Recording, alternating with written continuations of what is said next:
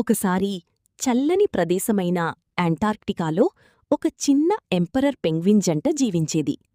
మగ పెంగ్విన్ పేరు పింగు, ఆడ పెంగ్విన్ పేరు లీనా. వారిద్దరూ ఒకరినొకరు చాలా ప్రేమించేవారు. ఒకరోజు లీనా ఒక చిన్న గుడ్డు పెట్టింది. చుట్టూ చాలా చలి, మంచుగాలులు.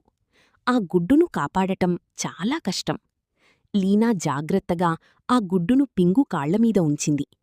పింగు తన శరీరంతో దానిని కప్పి వేడిగా ఉంచాడు. లీనా సముద్రానికి వెళ్ళి ఆహారం తీసుకురావాలి. అది చాలా దూరం ప్రయాణం. నేను త్వరగా తిరిగి వస్తాను అని లీనా వెళ్ళిపోయింది.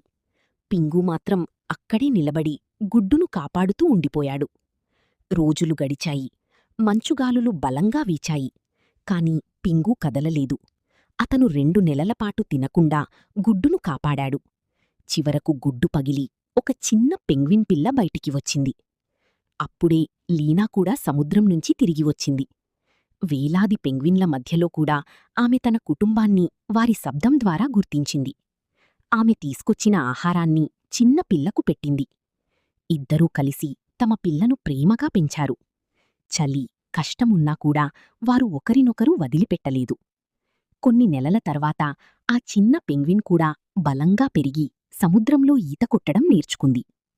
మోరల్: నిజమైన ప్రేమ అంటే కష్టాల్లో కూడా ఒకరికొకరు తోడుగా నిలబడటం.